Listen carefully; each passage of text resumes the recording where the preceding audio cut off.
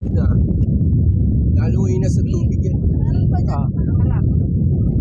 Anong oras din? Ay, may balat pa nga, oh.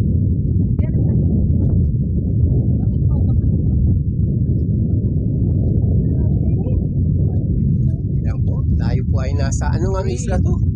Ay! Ay, ang daming payay! Dami pong walo-walo.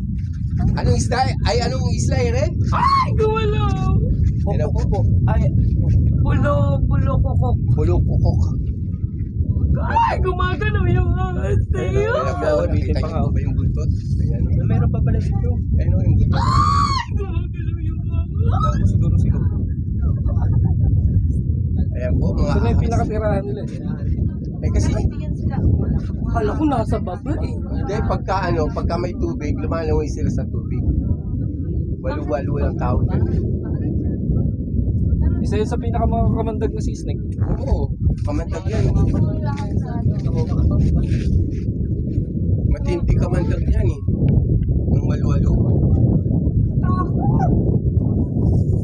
Dami pong walu-walo, ayan. Ayun, may balat na. Kita niyo po. Pagka high tide po, lumalangoy sila. Pero pagka low tide, ayan po, nagtatago sa buko.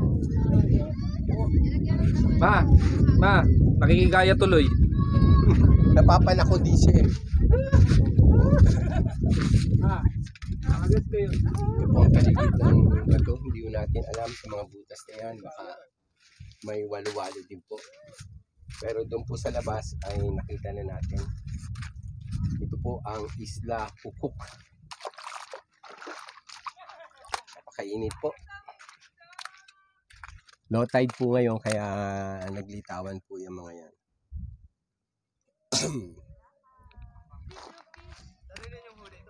Hindi ka po pwedeng umakyat sa ano na yan, sa pulo-pulo na yan kasi marami pong walo-walo. Delikado po.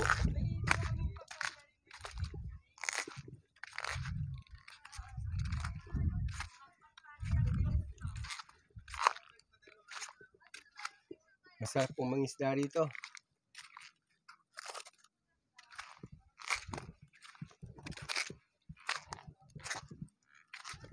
Meron po ako nakitang napakagandang coral. Swan.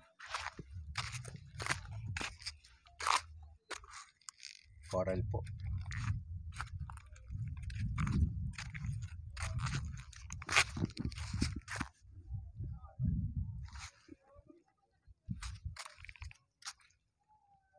So, low tide po. Yan po yung mga isla sa paligid, malalaki. Doon po kami nang galing kanina sa sandbar na yon. At narito po tayo sa Isla Kukuk, Pulong Kukuk. May dalawang malaking bundok po na halos pagkampugan. At yan po ay tirahan ng mga makabandag na ahas na walwalo. Itim po yun na may parang stripe na itim at medyo white. So, yan po ay dito lamang sa Isla Kukuk, Pulong Kukuk. Ikot pa tayo mamaya.